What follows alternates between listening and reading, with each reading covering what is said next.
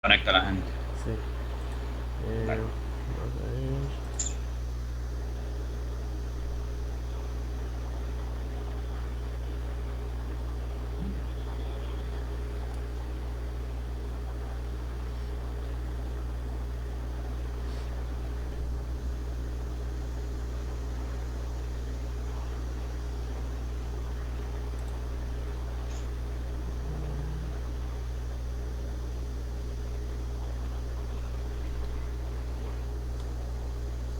Sí, aquí estamos en directo.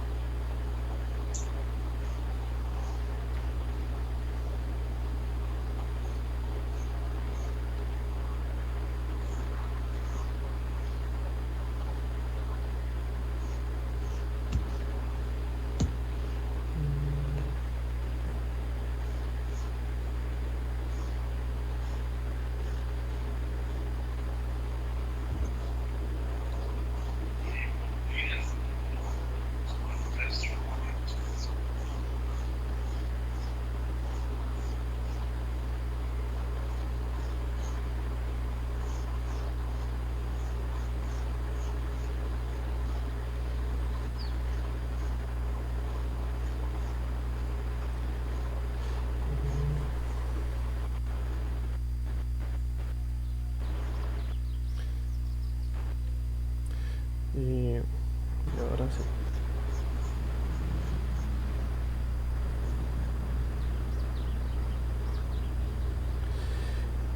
Muy buenos días, estimados estudiantes de la Universidad Estatal a Distancia.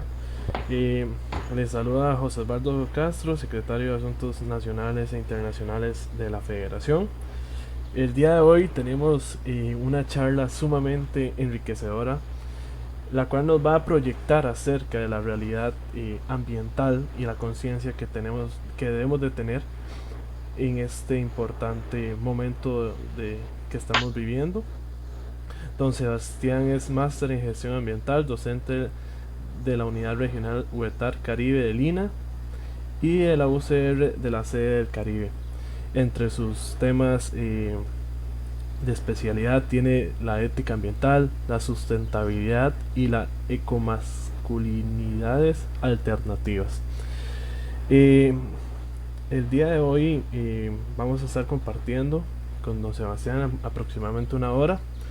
Para los estudiantes que tengan alguna duda o consulta con respecto a este importante tema, por favor hacerla llegar a través del chat del Facebook Live para poder irlas abarcando al final de esta presentación que nos va a presentar don Sebastián. Y adelante, don Sebastián.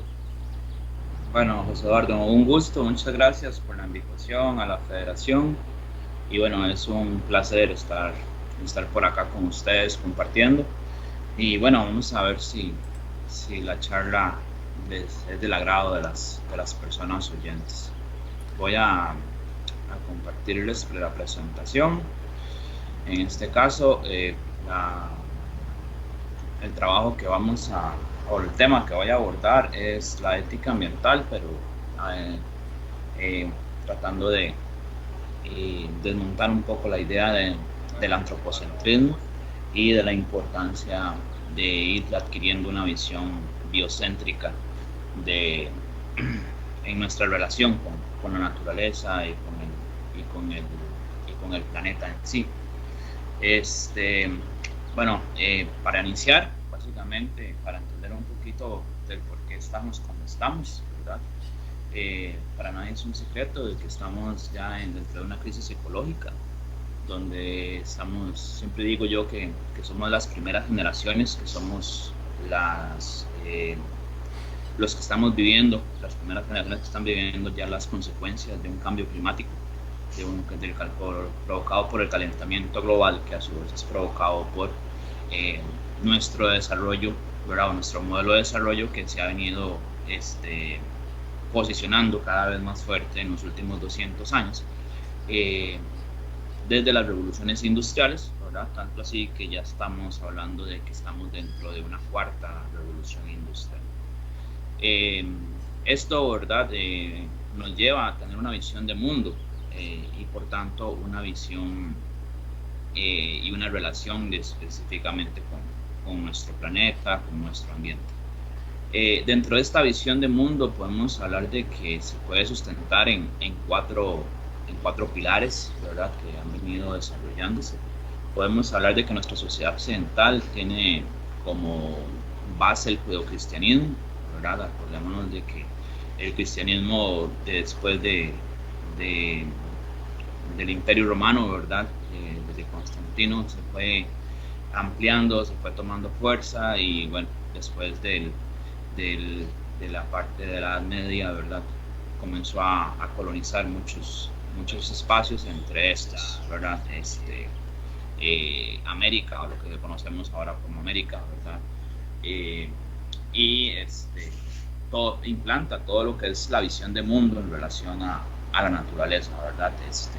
La forma desde el Génesis, pensándonos como los hombres como la cumbre de la creación, ¿verdad? Que es lo que establece un poco la visión cristiana, y la visión del Génesis también de la idea de aquel versículo que dice que domina todo aquello que camine, vuele o se arrastre, y a partir de eso hemos dado una interpretación, ¿verdad?, de dominación. Del judeocristianismo podemos pasar un poco al positivismo, que prácticamente entre el siglo XV y siglo XVI principalmente, con diferentes pensadores comienza a instaurarse una visión un poco más basada en la parte científica, principalmente, y aquí salen algunas figuras importantes como es René Descartes, sale una figura importante como Francis Bacon o como es Isaac Newton y otros pensadores, ¿verdad? Que llegan a establecer diferentes formas de pensar una filosofía, y se caracteriza porque a partir de este momento comenzamos a nosotros a separarnos completamente de lo que es la naturaleza. Comenzamos a vernos como un ente aparte, suponiendo de que la naturaleza funciona como una gran máquina primero, y nosotros simplemente por el uso de la razón, por el uso de la lógica, nosotros estamos desligados de lo que es la naturaleza. Esto tiene un impacto muy fuerte, ¿verdad? Porque es una visión que se va posicionando a lo largo de toda nuestra sociedad occidental y obviamente provoca que nos veamos, ¿verdad?, completamente desvinculados de esto. Como les decía, después en el siglo XVIII, ¿verdad?, ya se surge la primera revolución industrial, y con esto de la mano, ¿verdad?, y surge toda la visión del capitalismo, que estamos dentro todavía de un sistema capitalista tardío, que se vuelve, ¿verdad?, muy sólido, y este capitalismo lo que establece, ¿verdad?, más que todo es ver a la naturaleza como un recurso, ¿verdad?, ver a la naturaleza como una mercancía. Entonces ya no solamente estamos hablando de que nos separamos de la naturaleza, sino que la naturaleza llega a ser una mercancía, un recurso, un bien comercial, donde está al servicio completamente de los seres humanos, ¿verdad? Acá podemos recordar, previo al capitalismo, pero siempre dentro de esta lógica antropocéntrica de que Francis Bacon decía de que hay que someter a la naturaleza para extraer todo el conocimiento para beneficio del humano, ¿verdad? Entonces los humanos, el hombre, llega a posicionarse con una visión bastante superior, ¿verdad?, diciendo de que la naturaleza está a servicio nuestro y que la naturaleza puede ser utilizada como un recurso, ¿verdad?, como recursos naturales, que todavía no la llamamos así, y la simplificamos, la reducimos a una simple cosa, ¿verdad? Otro de los pilares que sostiene nuestra sociedad occidental, y obviamente esto ya sí va mucho más atrás del judeocristianismo, positivismo y capitalismo, ¿verdad?, desde hace miles de años, es toda la visión patriarcal, ¿verdad? Nuestra sociedad sigue siendo patriarcal, donde se habla no solo de un antropocentrismo, sino también de un androcentrismo, quiere decir de que todo gira en función del hombre, donde el hombre se ve como el jefe del hogar, el jefe de la sociedad, el líder, ¿verdad? Y que todo lo que no sea hombre, ¿verdad? Todo lo que no sea del hombre está en función de, está por debajo. Entonces el patriarcalismo es un fenómeno que ha venido cuestionando muchísimo con todo el surgimiento de los movimientos feministas, como vamos a hablar un poquito más adelante. Y la idea buscando, ¿verdad?, ir desestructurando esta visión patriarcal con el fin de que busquemos una forma más equilibrada sobre en los tratos, ¿verdad?, entre las relaciones entre mujeres, hombres y también entre naturaleza hombre, naturaleza mujer y todas estas relaciones que vamos a ir entendiendo un poquito por ahí. Esta idea de la sociedad occidental, ¿verdad?, esta cosmovisión de la sociedad occidental es la que prácticamente la que ha llevado a que tengamos una crisis como la que estamos viviendo ahorita, ¿verdad? Se habla de que con el capitalismo se dio una gran aceleración y a partir de los años 50 del siglo pasado, ¿verdad?, el crecimiento, ¿verdad?, por la expansión de la industria, el crecimiento de los gases de efecto invernadero aumentaron severamente, todas las problemáticas ambientales se intensificaron y todavía con la tercera revolución industrial, ¿verdad?, en los 80 con la entrada a la robótica, tenemos unas crisis tremendas sobre lo que es la naturaleza en relación a residuos sólidos, en relación a aguas contaminadas, ¿verdad? Y ya estamos sobreexplotando, ¿verdad?, elementos vitales como el agua, ya el petróleo se está extinguiendo, estamos haciendo una actividad minera extensiva, comenzamos a industrializar la producción animal, que es uno de los problemas también más severos que tenemos y que aporta significativamente al cambio climático, sacrificando a miles de millones de animales, ¿verdad?, para mantener la dinámica de un mercado, porque lamentablemente en el capitalismo no se busca satisfacer las necesidades de la población humana, sino las demandas del mercado, ¿verdad? Entonces, dentro del capitalismo, dentro de esta lógica de esta visión, comenzamos a tener una lógica del despojo, ¿verdad?, quitarles a algunos para acumular, para que otros puedan acumular, y ha costado muchísimas vidas, ¿verdad?, tanto animales como plantas y también como humanos, ¿verdad?, porque en la lógica occidental mantenemos esa idea jerárquica de que unos son más que otros, ¿verdad? Entonces tenemos una estructura de poder donde vamos estratificando, ¿verdad?, a las poblaciones. Generalmente los líderes mundiales, los que toman las decisiones a nivel mundial, se conceben como hombres, como blancos, como heterosexuales, ¿verdad?, hasta que consideran una raza superior en algunas ocasiones, ¿verdad?, una raza blanca, aria, ¿verdad?, y a partir de esa visión hemos tenido grandes conflictos. Y abajo de ellos, en la visión occidental, lamentablemente, ¿verdad?, comienzan a haber otras poblaciones, ¿verdad?, como las mujeres, los migrantes, los indígenas, los afrodescendientes, los países del tercer mundo, los habitantes del tercer mundo, ¿verdad? Y ahí podemos hacer una estratificación hasta en el último lugar, en esta idea de estratos, está lo que es la naturaleza, ¿verdad? Esto de hecho se basa en una ontología social que viene de Aristóteles, imagínate, de la Grecia occidental, donde en último lugar tenemos la naturaleza, ¿verdad?, la idea de la física. Y eso obviamente seguimos con esta visión, ¿verdad?, que podemos resumirla un poquito en estas dos imágenes que están acá, que es la idea del antropocentrismo, ¿verdad?, que todo gira en función del humano. Además, cuando nosotros tendemos a definir ambiente, lo definimos como aquello que todo nos rodea, ¿verdad? Entonces, si uno se analiza la visión de ambiente, cuando hablamos de aquello que todo nos rodea, podemos percibir dos cosas.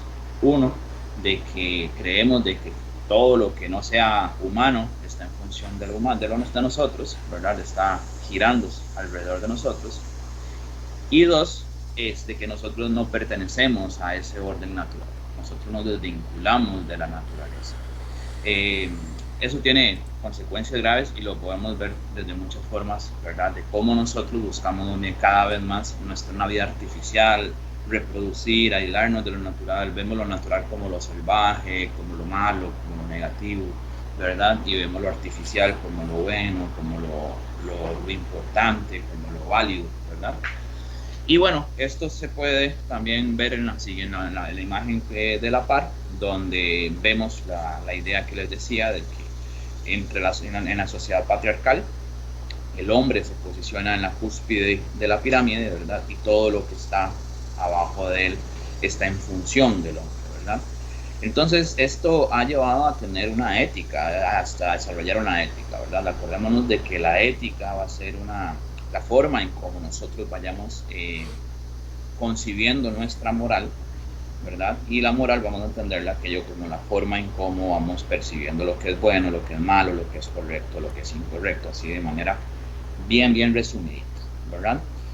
Entonces, la ética va a estar muy relacionada con la crianza y obviamente va a estar muy relacionada con la educación y obviamente nuestros criterios éticos, ¿verdad? O en sí nuestra moral va a estar muy fundamentada dentro de los pilares que vimos anteriormente. O sea, la mayoría de nosotros y nosotras nos criamos en un hogar cristiano, ¿verdad? De base cristiana, ya sea católica, ya sea evangélica, ya sea adventista, cualquiera, la mayoría de nosotros provenimos de un hogar cristiano y mucha de nuestra ética todavía tiene un fundamento basado en el judeocristianismo. En la escuela, en nuestros sitios de enseñanza, nos enseña mucho la parte positivista, ¿verdad? Muy logocéntrica en el sentido de que todo entra por la razón. Entonces podemos entender de cómo aquello, ¿verdad? Lo que no razona, ¿verdad? Lo que no razona no está bien, no es humano, es menor, ¿verdad? Entonces nosotros pensamos de que los animales no tienen razón, por lo tanto son menos que nosotros, ¿verdad? Entonces los ponemos en un punto más abajo. Muchas veces los vemos como maquinitas, ¿verdad? Como fuente de sustento, entonces evitamos, por ejemplo, en nuestra cultura, ¿verdad? Latinoamericana, lo que son los pollos, las cerdos, las vacas y demás, ¿verdad? Que los producimos en masa para sacrificarlos y darnos alimentos. Desde el capitalismo, ¿verdad? Donde cada uno de estos seres que están acá se vuelven un recurso y aquello que no es útil, porque el capitalismo se basa en algo que se llama el utilitarismo, o sea, lo que es útil se aprovecha, lo que no es útil se elimina. Entonces, lo que no es útil se puede extinguir, se puede desaparecer, ¿verdad? Lo que es útil vamos a explotarlo al máximo para generar riqueza, para generar dinero, para mantener la dinámica de los mercados, ¿verdad? Y obviamente desde la visión patriarcal siempre el hombre dominando. Entonces esto, ¿verdad? Ha fomentado una ética a lo largo de toda nuestra historia, ¿verdad? Hay un libro muy interesante de un autor que se llama Hans Jonas, que se llama El principio de responsabilidad. Y Jonas decía de que la ética tradicional, al tratarse de las relaciones del hombre con el hombre y con él mismo, se convierte en una ética antropocéntrica, ¿verdad? Entonces, toda nuestra concepción ética generalmente está en función de lo que es bueno para el humano, lo que es bueno para las personas, y generalmente excluimos de esta lógica, ¿verdad? O de estas relaciones a lo que es la naturaleza, lo que entendemos como naturaleza, o el ambiente, o los animales, o a los seres sintientes, y eso, ¿verdad? Entonces, esto es una de las posibilidades que ya tenemos para poder cambiar, ¿verdad? De ir abandonando esta visión antropocéntrica, donde ya a lo largo de mucho tiempo, ¿verdad?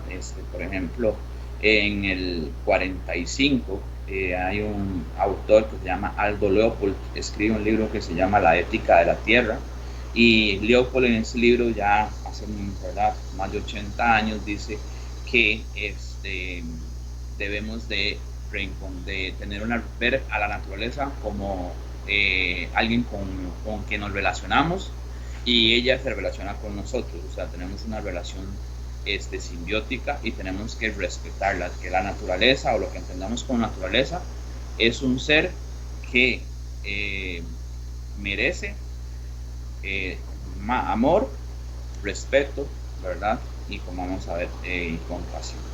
Entonces aquí ya cambiamos un poquito la visión antropocéntrica y ya desde los 40.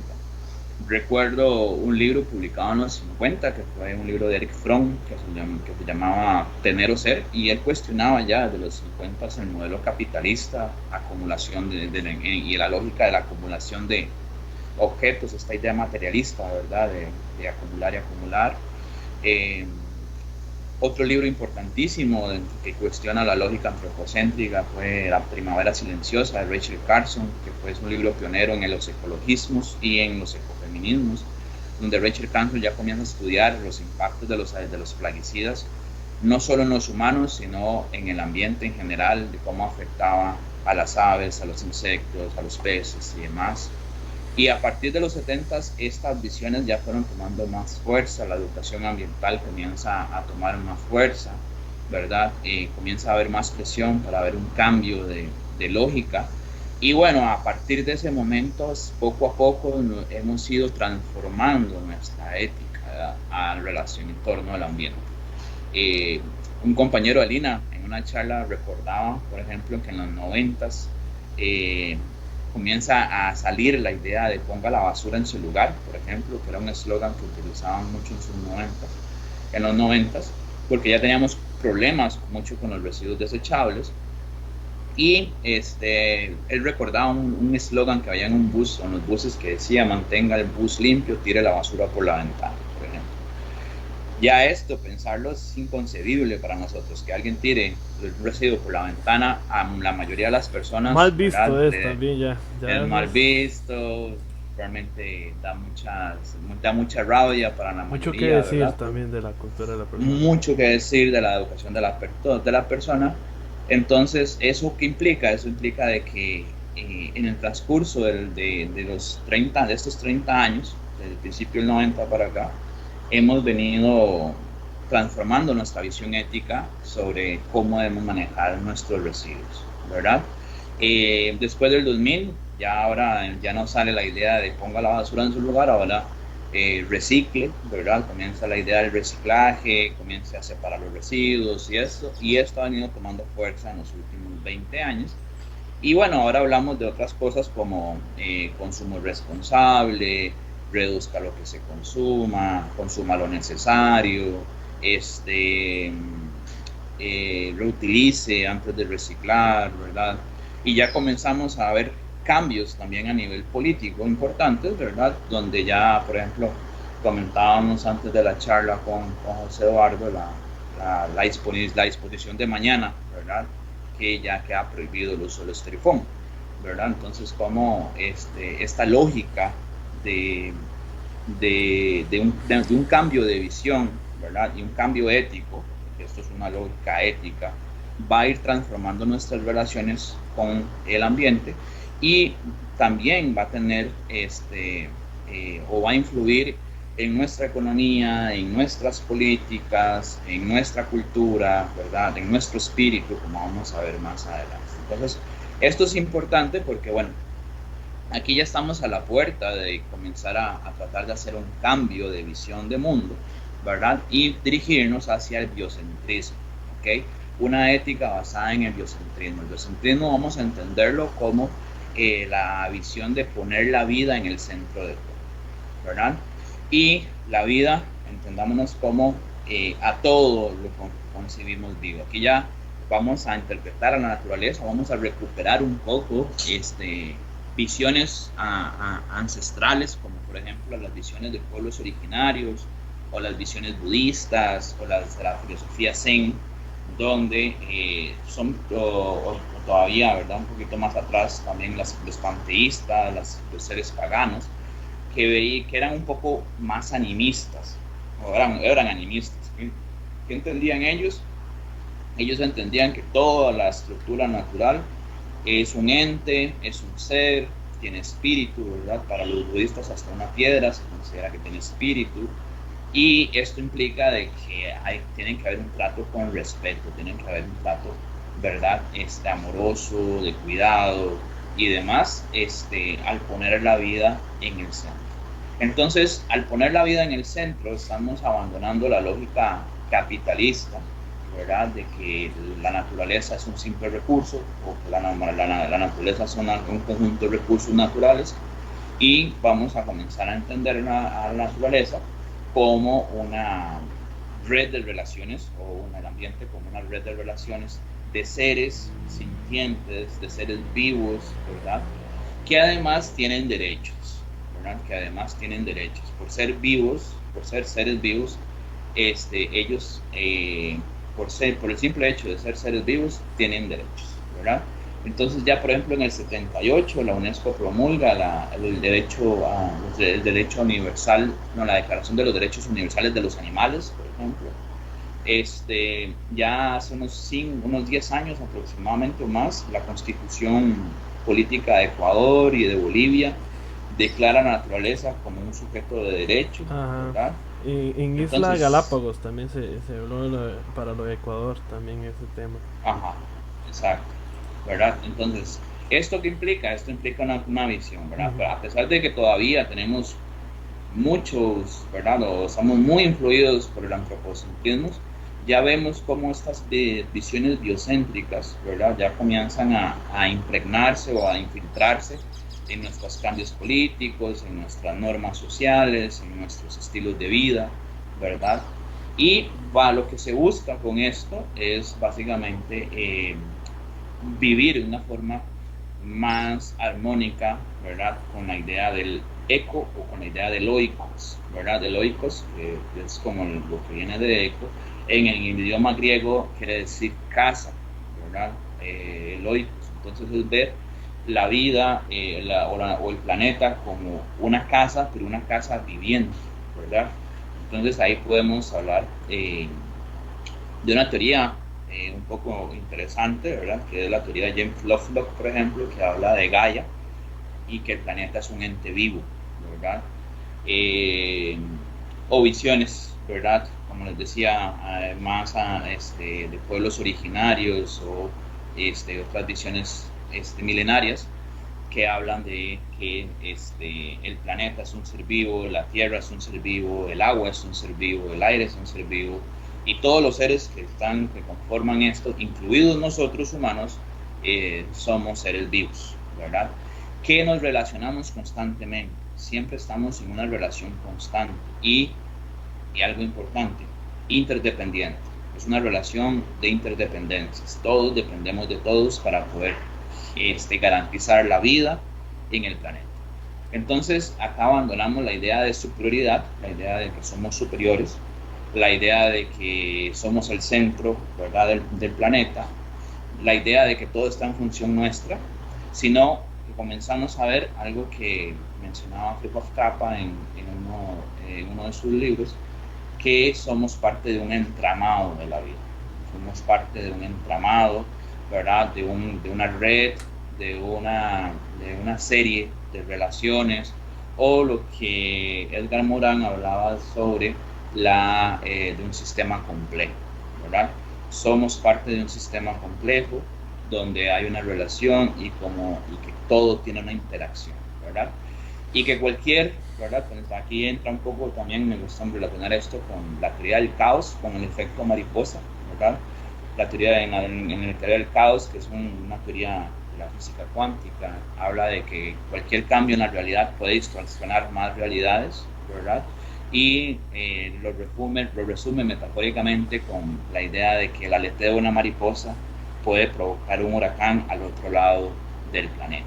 Entonces, yo relaciono esto con la idea de los sistemas donde en el momento en que nosotros afectemos severamente o ligeramente un sistema, va a cambiar todo nuestro entramado, nuestro equilibrio, la parte, ¿verdad? El metabolismo natural, el metabolismo más socio-natural del ambiente, y va a tener una afectación sobre todos los seres, ¿verdad? Que habitan acá. incluidos obviamente nosotros, ¿verdad? Que es parte, creo que lo que hemos negado a entender, de que nosotros estamos incluidos en esta lógica y que nos afecta y que ya estamos viviendo, ¿verdad? Le decía a José Eduardo antes de iniciar la charla de que acá en el Caribe hace un par de semanas tuvimos una crisis enorme por las lluvias, ¿verdad? Una emergencia por las lluvias donde hubo un impacto enorme, y ya el Instituto Meteorológico y hasta el mismo presidente de la República en su momento hablaba de que estos son ya consecuencias del calentamiento global, ¿verdad? Y cómo... Ajá. Exacto, esas son consecuencias del cambio, digamos, de la situación El cambio climática. climático. Sí, exacto, de la situación climática que estamos atravesando, y que antes la gente decía que eso era mentira, prácticamente, que eso nunca iba a llegar, nunca se iba a vivir. La gente que no creía en estos hechos, y se están viviendo, lamentablemente se están viviendo, y Exacto. algunas acciones no se están tomando como fuertemente. Como por ejemplo hace poco, no sé si viste lo de un proyecto de ley que hay sobre la explotación petrolera en Costa Rica, digamos. Exacto. Son situaciones que no se deben de permitir para poder mantener un equilibrio ambiental en nuestro país. Claro, porque pues, si vos ves, por ejemplo, lo de la explotación petrolera, todos los argumentos se basan en una visión capitalista que es meramente economicista, que dice que tenemos un recurso con el que podemos ganar plata, ¿verdad? Sin embargo, si lo vemos de una visión economicista, si se quiere, cuando hacemos un balance entre los costos económicos más los costos ambientales más los costos sociales, salimos perdiendo, ¿verdad? Porque a nivel el impacto ambiental que se va a hacer a partir de la explotación petrolera es irreversible, y esto va a generar una problemática económica tremenda, ¿verdad? Y social principalmente en la zona donde se explota. ¿Y dónde se va a explotar? En una de las zonas más vulnerabilizadas y más empobrecidas de nuestro país, que es la región Caribe, ¿verdad? Que es donde están los mayores yacimientos de petróleo. Y se estima, lo que yo ya había leído, ¿verdad?, de que la extracción del crudo es relativamente corta. O sea, estamos hablando de 10 años, una cosa así. Entonces, en 10 años nos comemos todo lo que hay enterrado, y al final de ese tiempo dejamos Sí, que va a perjudicar por millones de años más. Como es tirar un envoltorio de papel plástico, veremos, del plástico. ¿Cuántos años dura?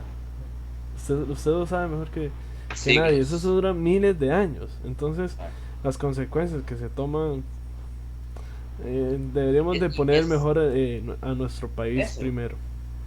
Eso es importante porque aquí es donde ya cuestionamos a nivel ético, ¿verdad?, si está bien o no algo, ¿verdad? Y ya aquí anteponemos la vida tal cual, ¿verdad? Porque no solo es el beneficio económico, sino es la vida de los seres que habitan en el mar, la vida de los seres que habitan en los bosques, que hay que destruirlos para hacer las perforaciones, la vida de las personas que van a verse afectadas por este tipo de actividades. Y aquí ya podemos tomar una decisión en relación a la vida, ¿verdad? Tenemos ciertas ventajas en Costa Rica, ¿verdad?, como son algunas políticas que ya no están muy bien estructuradas, como es la política del cambio climático, el programa País de Carbono Neutralidad 2.0, la visión de la política país de descarbonizar la economía, todas las políticas de gestión de residuos, de saneamiento de aguas, y esto ha permitido, ¿verdad?, en que en Costa Rica haya todavía, en comparación a otros países, un norte, ¿verdad?, un poco más tirado hacia una visión ecologista, ¿verdad?, o conservacionista. Obviamente que es muy light, muy débil, todavía hay mucha influencia, ¿verdad?, de los sectores productivos y demás. Entonces uno sabe, ¿verdad?, de que hay una afectación ahí. Sin embargo, uno ve ya que cómo esta idea biocéntrica va impregnando en la lógica biocéntrica, ¿verdad?, en la política y en la economía. Sin embargo, todavía hay mucha resistencia de las cúpulas de poder que se van a ver beneficiadas con una actividad como la petrolera. Entonces es muy importante, como bien decís vos, oponernos a este tipo de actividades, porque no va con la lógica, ¿verdad? O sea, ya es algo muy tardío. O sea, tal vez esto hubiera sonado muy interesante en la década de los 60 o 70, cuando el petróleo todavía estaba en su auge, pero pensar ahorita en explotar petróleo en medio de una crisis ecológica, en medio de una crisis climática, en medio de Una de crisis una económica transición también. eso, y además en medio de una transición tecnológica, porque ya estaba, nuestras tecnologías están migrando a tecnologías que no van a usar petróleo, ¿verdad? Tecnologías eléctricas, tecnologías más limpias. Entonces, si vamos a hacer inversión en un país, deberíamos de proyectar más a futuro y ver más allá del petróleo, ¿verdad? Eh, Y el valor, ¿verdad? El valor que tienen los ecosistemas, ¿verdad? El exacto. valor. Usted no sé si vio un video que se publicó de Franklin Chang hace poco, Ajá, del carro. con el motor de hidrógeno. Ajá. Exacto. Eso a mí me parece excelente, excelente, excelente, que personas Claro, así es logren la impulsar lógica, un poco más eso. pero es interesante porque te lo pongo así, Franklin Chan le propuso a Recope en su momento todo el conocimiento y la disponibilidad y todo para que Recope comenzara a migrar a combustibles limpios. Y Recope en su momento se negó, Ajá. decía que no estaba entre sus funciones. Tanto así que creo que hasta se fue a Panamá a ofrecerle las opciones. Entonces uno decía, bueno, pues es Pero parte Recope de todavía la es una resistencia. contradictoria porque es la refinadora costarricense de petróleo y no refina, ¿verdad?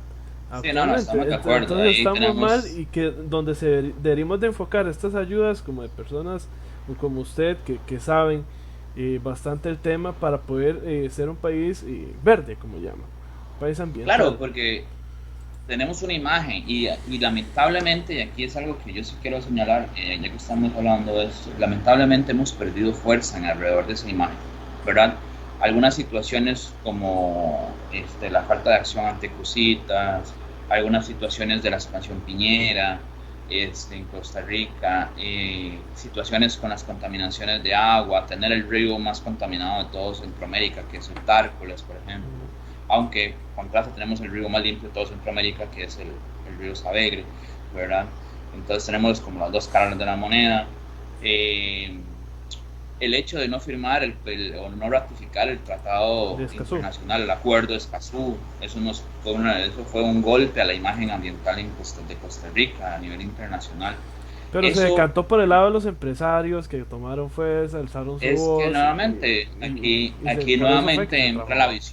la visión capitalista, la Exacto. visión de economista, a influir, ¿verdad? Entonces hay un grupo de personas grande que ya queremos ir trazando la transición a una visión distinta, pero todavía hay una resistencia grande, principalmente de los grupos de poder, de los grupos económicos, ¿verdad? Que obviamente hacer cambios de estos tipos les va a tener una afectación grande. No sé si te acuerdas, por ejemplo, la ley de la prohibición del plástico de un solo uso, ¿verdad?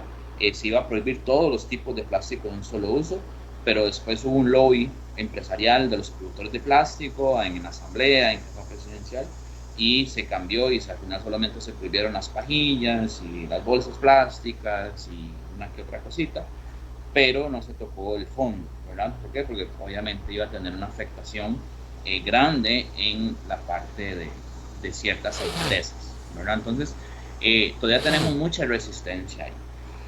Entonces, parte de lo que tenemos que hacer es ver al ambiente de una forma distinta. Como les decía, el ambiente ahora, por ejemplo, Enrique Leff, en uno de sus libros, que es un pensador mexicano, habla de que el ambiente es una red de relaciones de otra edad, ¿ok? Entonces ya lo vemos como un entretejido donde tenemos siempre una relación constante. ¿Con quiénes? Con un otro, ¿verdad? Con ese otro. Que los otros son otras personas, pero ya en la ética ambiental vamos a pensar el otro también como a los otros seres vivientes, como a los humanos, plantas, animales, y otros elementos, ¿verdad? Entonces aquí la idea del otro, que es un término que se ha trabajado en los 70 mucho en filosofía, se hablaba mucho en las relaciones entre personas, ¿verdad? Pero en la ética ambiental se toma ese concepto y se extiende, ¿verdad? No solo a la parte antropocéntrica, sino vamos a entender al otro, también a la naturaleza, a lo vivo, al ser, ¿verdad? Donde nosotros nos podemos reconocer y podemos reconocer a ese otro, o sea, a ese otro como un sujeto de derecho ese otro como un ser sintiente, ese otro como un ser que tiene necesidades y que tiene derecho a suplirlas, ese otro que tiene derecho a una calidad de vida, a una vida digna, ¿verdad? Entonces ahí nuestras relaciones van a ir cambiando y nosotros podemos ir reconociéndonos en esos otros, ¿verdad? Y estar en un constante diálogo, en una relación más justa, una relación más sana, en una relación más equilibrada, y vamos a ir revirtiendo, ¿verdad?, la visión. Entonces, obviamente que aquí ya estamos tratando de trascender nuestra visión occidental e ir transformándola, ¿verdad?, ir transformando esa visión tradicional o que teníamos anteriormente y comenzar a ir cambiándola, ¿verdad?, a una visión un poco más, una visión más biocéntrica. Acá siempre tomo este poema de Rafael Cadenas, que es un poeta venezolano, que para mí resume muy bien esta idea de las relaciones de otredad, de la existencia, porque Rafael Cadenas escribe este texto que dice: lo que miras a tu alrededor no son flores, pájaros, nubes, sino existencia, ¿verdad? La idea de que aquello que se relaciona conmigo existe, tiene derecho a existir, y la pregunta ética de quién soy yo para negarle su existencia, quién soy yo para atentar contra su existencia, ¿verdad? Entonces ya ahí podemos preguntarnos y tener un cuestionamiento ético. Esto lo podemos ver un poco confuso porque ya en la ética ambiental, ¿verdad?, que se ve un poco apelotado, pero vamos a ir desgranándolo un poquito. Ya en la ética ambiental vamos a hablar entonces de que entra a jugar, bueno, que la ética ambiental podemos entenderlas como un camino hacia la sustentabilidad, una sustentabilidad súper fuerte, ¿verdad? Una sustentabilidad realmente que busque un equilibrio, unas relaciones de reconocimiento del otro, de derechos y demás. Y aquí ya no solamente vamos a hablar de los tres planos típicos que nos hablan del desarrollo sostenible, ¿verdad?, que es el ambiental, el social y el económico, sino también vamos a hablar de incluir lo político, lo cultural y lo espiritual, ¿verdad? Entonces, en la ética ambiental podemos hablar, o puede sustentarse desde todas las visiones ecologistas, ¿verdad? Desde los 70 para acá ha venido desarrollándose una gran cantidad de teoría ecologista. Los ecologistas vienen hablando de las problemáticas, se vienen desarrollando cambios en la forma de las economías, ¿verdad?, en las formas de producción, en las formas de convivencia, en las formas de los tratos. Todo esto sustentado en muchísima teoría, ¿verdad?, dentro de una lógica muy distinta que nos permite hacer cambios ambientales y cambios sociales en nuestras dinámicas, ¿verdad? También entra a generar un fenómeno muy importante que son los ecofeminismos, ¿verdad? Porque yo creo fielmente, y bueno, y escuchando a un filósofo que es muy sobresaliente en la actualidad, que es Paul Beatriz Preciado, coincido con él cuando él dice que los feminismos es el movimiento más importante del siglo XX, ¿verdad? Entonces, en este momento, los ecologismos siguen tomando fuerzas y ya se están mezclando con las visiones feministas, ¿verdad?, con ciertos tipos de feminismos, con los feminismos comunitarios, ¿verdad?, con los feminismos afros, con feminismos más de corte anarquista y con otra gran cantidad de feminismos que hay, ¿verdad? Y se mezclan con gran cantidad de ecologismos y van creando movimientos donde buscamos, ¿verdad?, la desestructuración, desmontar toda la lógica patriarcal, ¿verdad?, toda esa lógica de dominación, la lógica de la violencia. Y esto, ¿verdad?, también lo trabaja bastante lindo, bastante amplio, y que puede influir en nuestras relaciones económicas y políticas. Un pensador latinoamericano que se llama Leonardo Boff, que escribe un libro que se llama La ética del cuidado, ¿verdad?, donde él habla de que el cuidado debe ser, es lo que sostiene la vida, ¿verdad? Cuando uno escucha una charla, Leonardo Boff generalmente repite de que todos somos productos del cuidado. Para que vos, José, estés en este momento aquí y que yo pueda estar aquí, quiere decir de que alguien, cuando éramos niños, indefensos, nos cuidó, nos dio, ¿verdad?, la posibilidad, las condiciones, las oportunidades para poder llegar a esta edad con salud y poder estar relacionándonos. Y por tanto, nosotros también podemos llegar a tener esa relación de cuidado con el otro o con la otra, ¿verdad? Ese reconocimiento de la otra edad. Entonces, esta ética del cuidado, ¿verdad? Esta idea de cuidar al otro es sumamente valiosa, ¿verdad? Y obviamente puede generar toda una transformación económica, toda una transformación política, toda una transformación social.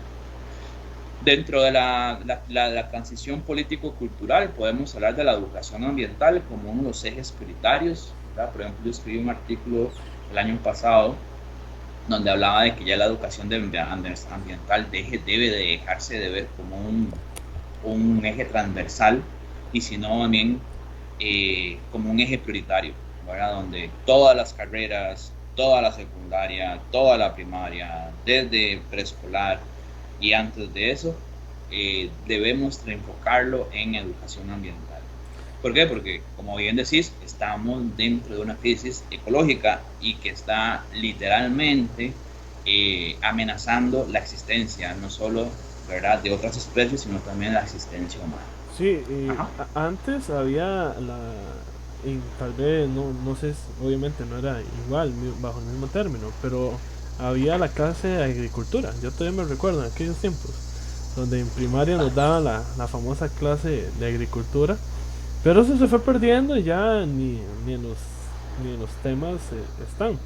Y yo siento que, como usted lo dice, debería abarcarse de una primaria para lograr ir fomentando esa conciencia ambiental, esa ética ambiental desde una temprana edad. Porque para nadie es un secreto, tal vez uno cuando ya está, tal vez entrado de años, tal vez no logra ver una ética ambiental de una forma como tal vez un niño desde los 5 a los 12 años que fue formado bajo esa ética lo vaya a ver. Entonces lograr formar eso sería un impacto positivo para nuestro medio ambiente y no solo para nuestro medio ambiente costarricense, sino tal vez cuando vayan al exterior lo logren predicar también bajo ese mismo ejemplo. Sí, de hecho hay un proyecto de ley que fue impulsado por un diputado en la administración pasada, donde se buscaba desde que de primaria a secundaria hubiera una lección semanal de educación ambiental, ¿verdad? Esto era para mí bastante renovador, ¿verdad? Porque implicaba realmente esto, ¿verdad? Que realmente se enfocaran. Y, por ejemplo, la clase de agricultura, sí, para mí era súper valiosa en el sentido de que realmente una clase bien de agricultura nos podía mantener esa idea del contacto con la tierra, de la idea de que dependemos de la tierra, de la naturaleza para comer, de cómo podemos producir nuestra propia comida en caso de que haya una emergencia, ¿verdad? Que ahorita creo que si hay una emergencia muchos de nosotros pereceríamos porque no sabemos sembrar, no sabemos cosechar, ¿verdad? Y eso lamentablemente lo hemos perdido, como bien vos decís, ¿verdad? Y casualmente relacionado a esto, una vez hice un estudio con una cantidad de niños y le preguntaron a estos pequeños de dónde venía la comida, ¿verdad? Y la mayoría de los chicos decía que venía del supermercado, ¿verdad? La mayoría de los chicos no relacionaba la producción de nuestra comida con la producción en la tierra, la relación del agricultor, de la producción, ¿verdad? En las comunidades, en el campo, el sembrar y esto. Entonces, en esta lógica, ¿verdad? La educación ambiental puede aportar nuevamente este volver, ¿verdad? Hacia la tierra, este volver hacia lo natural, esta transformación de nuestra relación con la naturaleza, con el ambiente.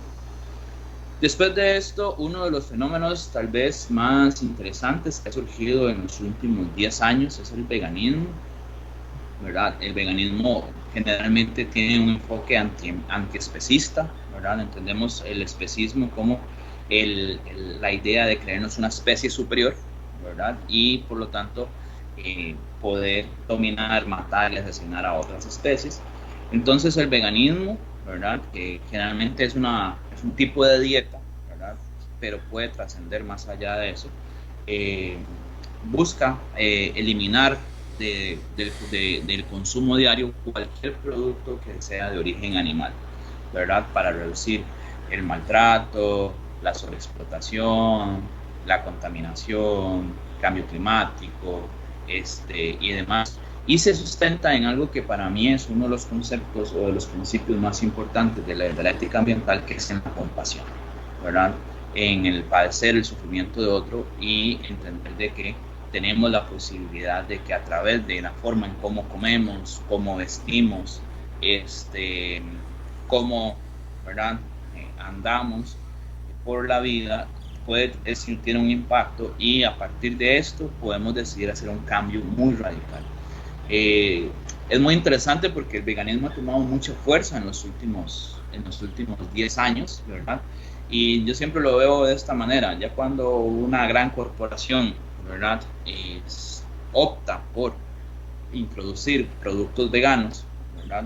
En el caso, por ejemplo, sin afán de hacerle publicidad, ¿verdad? Una empresa como Papa John's o como MK o como Subway, ¿verdad?, que ya ofrece opciones veganas, quiere decir de que hay un mercado creciendo, que es lo que yo siempre leo es que hay un grupo de personas que cada vez más se vuelven más conscientes, o que tienden a asumir, ¿verdad?, una posición más radical. Y el veganismo sí ha venido a generar, ¿verdad?, en los últimos 10 años un movimiento ahí que ha sacudido mucho nuestra sociedad y que ha sido súper cuestionado, y ya tenemos, ¿verdad?, movimientos súper interesantes. Por ejemplo, hay un movimiento internacional que se llama los lunes sin carne.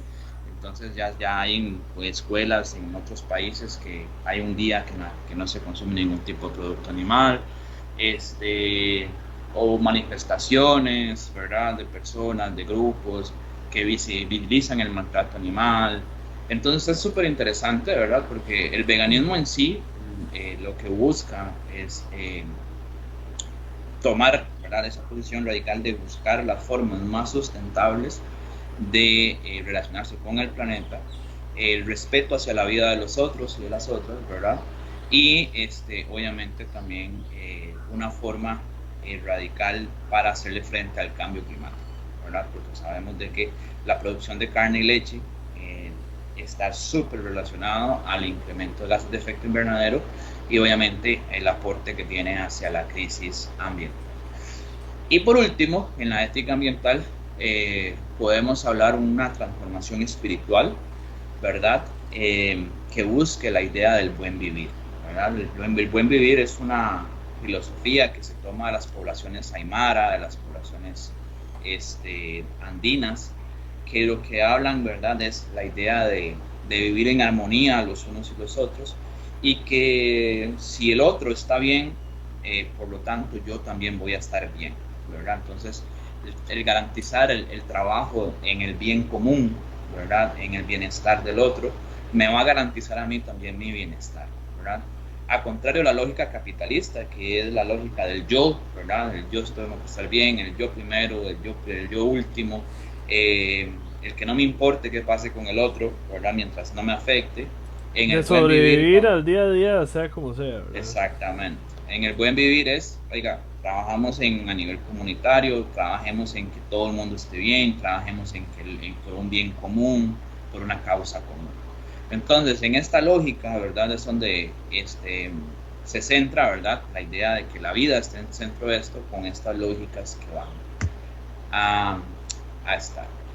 Y bueno, para ir cerrando, entonces, en mis clases siempre hablo de principios importantes de nuestra ética ambiental. Y bueno, como ya hablamos de que el ambiente es una red de relaciones, un conjunto de relaciones entre otros, o sea, una red de relaciones de otra edad, entre las relaciones siempre tiene que iniciar a través del respeto, ¿verdad? Entonces, ya dentro de la ética ambiental, el respeto va a ser un principio básico, fundamental para yo relacionarme con la naturaleza, con los animales, con las plantas, con las otras personas, ¿verdad? Buscando siempre ese trato, ¿verdad?, respetuoso, para generar esa armonía, ese buen vivir. Después de eso tenemos la responsabilidad, ¿verdad?, siempre entendiendo de que como seres humanos nosotros sí desarrollamos una agencia moral, y como agencia moral, a través de nuestra lógica, nuestra conciencia y demás, somos personas que actúan bajo su propia responsabilidad, y que todas nuestras acciones, ¿verdad?, tienen un efecto, y somos responsables del efecto que tengan, ¿verdad? Si son buenas o malas acciones, si son efectos positivos o negativos, somos responsables de eso. Entonces, parte de la ética ambiental es decir, compas, todos tenemos responsabilidades en el cuidado del ambiente, todos tenemos responsabilidades en el cuidado del otro, todos tenemos responsabilidades, ¿verdad?, que asumir, y tenemos que hacernos responsables de nuestras acciones. No podemos evadir responsabilidades, ¿verdad? Entonces, dentro de la ética ambiental hablamos de la responsabilidad como uno también de los ejes principales. Luego, la empatía es una cuestión muy importante, ¿verdad?, en la ética ambiental, porque vamos a tratar de ponernos en el lugar del otro, ¿verdad?, aunque eso es casi imposible. Lo que en los ejercicios de empatía lo que buscan es anteponer al otro y pensar qué pasaría si fuera yo, ¿no? Y si me gustaría, cómo me sentiría, qué pensaría, ¿verdad?, cómo me afectaría, cómo yo sobrellevaría una situación. Y ese anteponer al otro, ¿verdad?, antes de ponerme a mí en su lugar, me permite generar esa relación empática y actuar de manera más responsable, ¿verdad?, o de manera más cuidadosa, o de abandonar una acción, ¿verdad?, porque llego a entender de que voy a afectar de una manera al otro, y de forma empática digo, bueno, si fuera a mí no me gustaría que me hicieran esto, ¿verdad? Como les decía, otro principio importantísimo va a ser la compasión, ¿verdad? Entendiendo la compasión como compartir el padecimiento, ¿verdad?, padecer con el otro. Y en la compasión, que siempre se aleja de la lástima, ¿verdad?, que la lástima es una forma peyorativa o se ve al otro en una posición de poder o de superioridad. En la compasión realmente es entender el padecimiento del otro y tratar de hacer acciones para mejorar la situación del otro, ¿verdad?, para que el otro esté bien. Entonces, en la compasión, que es uno de los principios también más importantes del budismo, del hinduismo, de la filosofía zen, ¿verdad?, vamos a entender que puedo hacer cosas para que los otros mejoren, ¿verdad? Y eso me puede volver a ser, me puede volver a ser un ser compasivo. Después está la gratitud, ¿verdad? La gratitud en el sentido de que dar gracias por aquello que con quienes vivimos, por aquello que pues las posibilidades, por el contexto y demás, es darle el valor, ¿verdad?, o reconocer el valor, el hecho de ser agradecidos o tener la gratitud de estar con mi pareja, de estar con mi familia, de poder ir a disfrutar de un río, de poder ir a disfrutar de una playa, de poder ir a un bosque, de poder beber agua limpia del tubo, de poder disfrutar, ¿verdad?, ciertas cosas, es darle el valor y reconocer la importancia de él, y ser agradecido. Y al tener esa gratitud ante estos seres que nos dan, ¿verdad?, bienestar, implica reconocerlos y valorarlos y de forma importante. Y obviamente, uno de los principios que también me gusta destacar acá, que es el principio Zen de la no violencia, ¿verdad?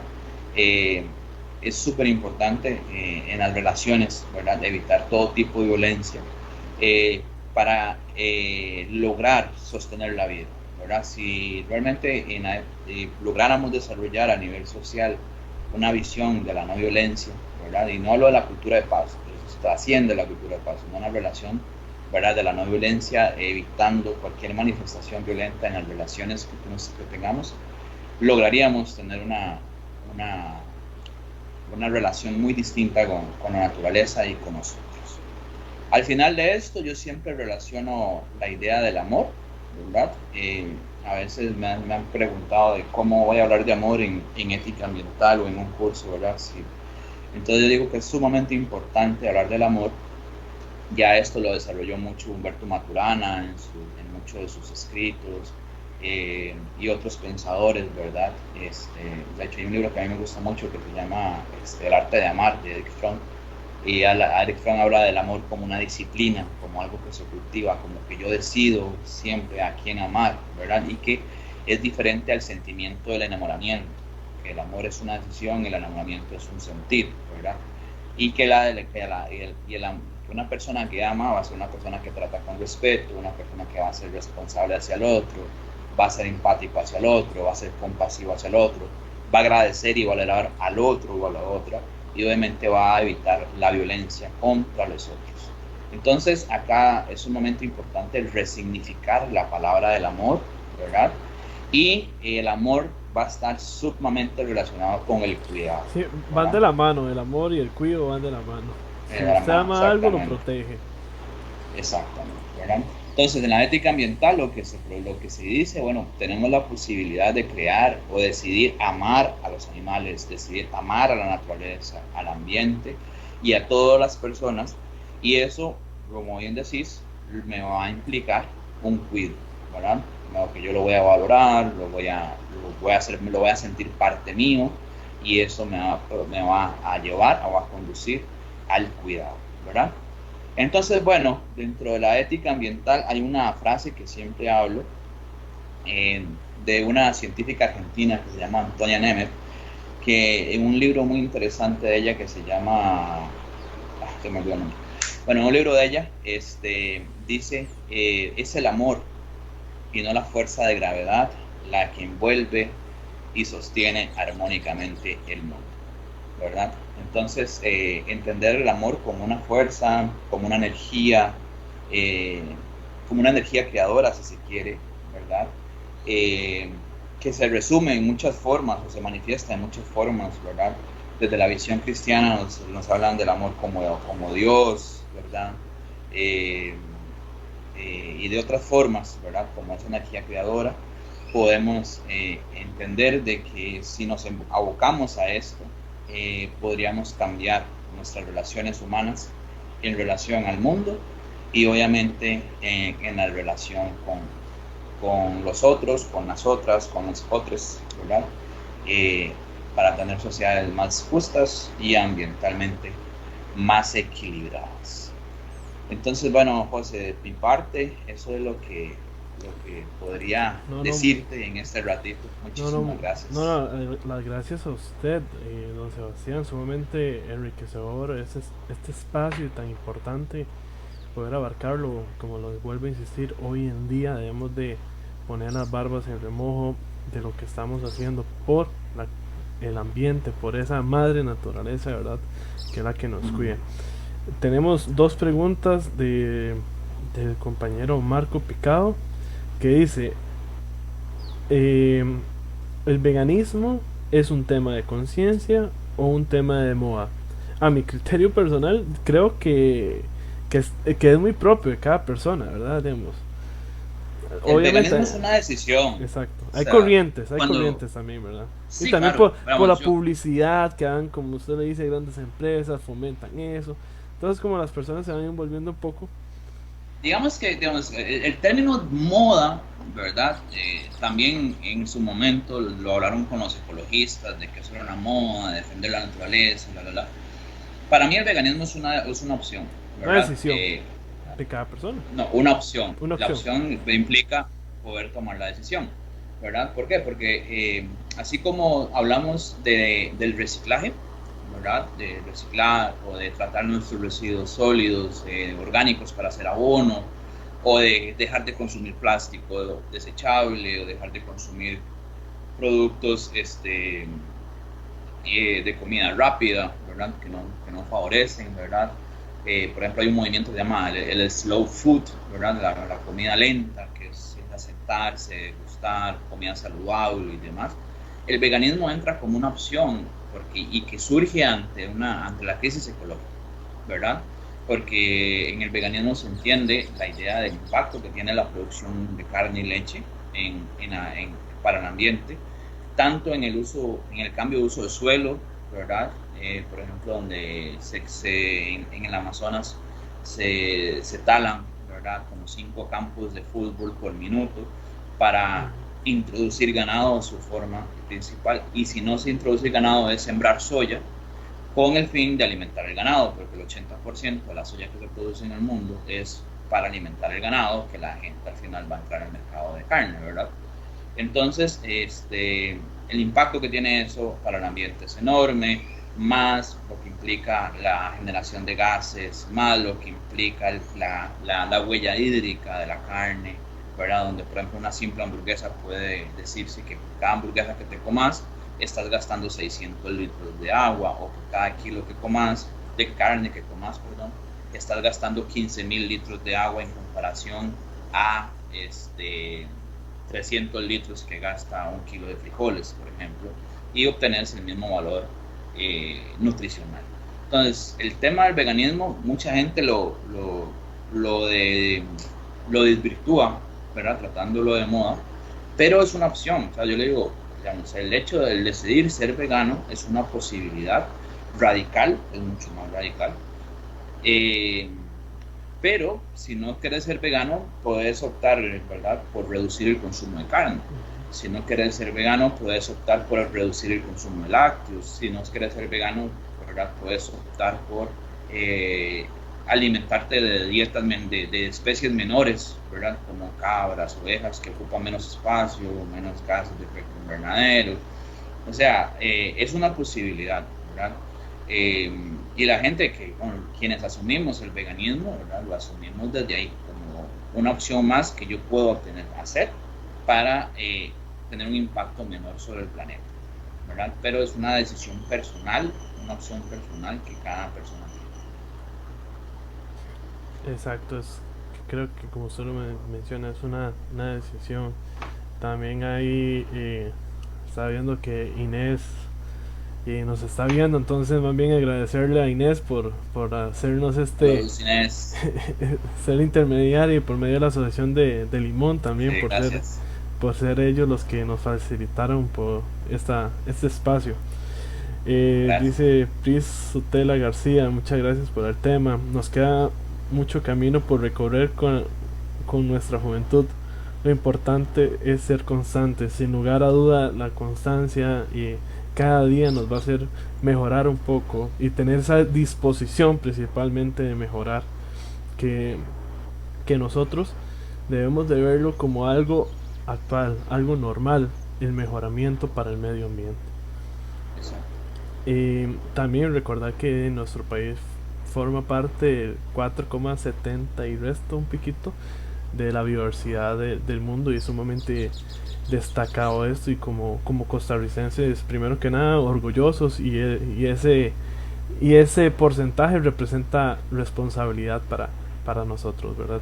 Y que es una fuerte atracción. Ya que hablamos de porcentajes, José, ya que hablamos de porcentajes, tenemos que entender, en The Guardian salió hace un par de años publicado un artículo que decía de que a partir de un estudio científico dicen de que las poblaciones humanas representan el 0,001% de las poblaciones vivas en el planeta.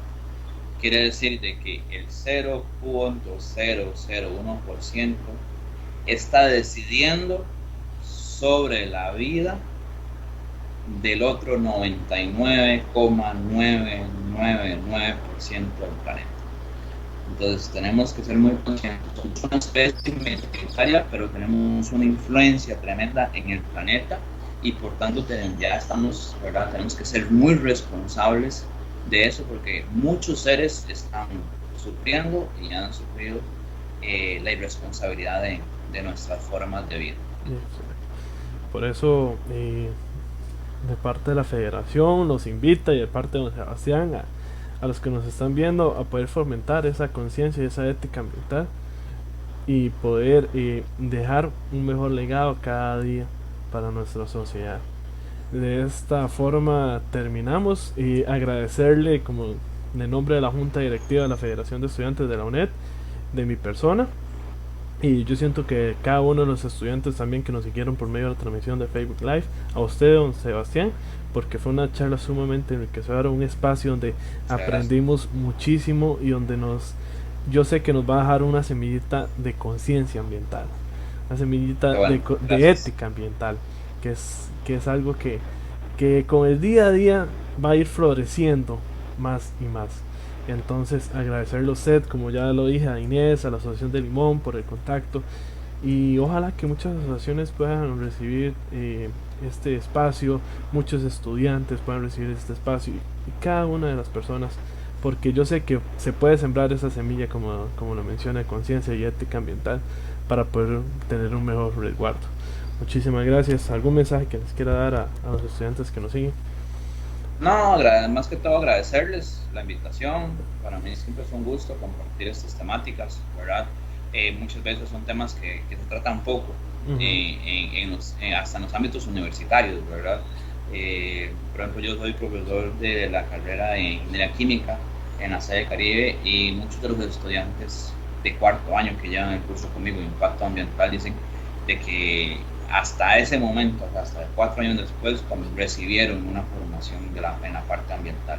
Y es un curso optativo, ni siquiera es un curso, ¿verdad?, de carrera tal cual. Entonces es interesante de cómo las universidades, que son, ¿verdad?, donde se forman, ¿verdad?, inicialmente nuestros profesionales, los investigadores, los académicos, los intelectuales, muchas veces omitimos, ¿verdad?, de estos temas, y son necesarísimos, ¿verdad? Por eso, gracias a la Federación de Estudiantes, a vos, José Eduardo, por la invitación. Y sí, ojalá que tengamos, y ahí quedo a la disposición en cualquier otro momento. Muchas gracias. De esta forma cerramos el conversatorio. Agradecerles a los estudiantes que nos estuvieron siguiendo en medio de esta transmisión. Desearles un excelente fin de semana. En esta semana hay exámenes, entonces a ponerle un poquillo en ese tema y pasarla en familia y con todos los cuidados necesarios. Muchísimas gracias. Un saludo enorme.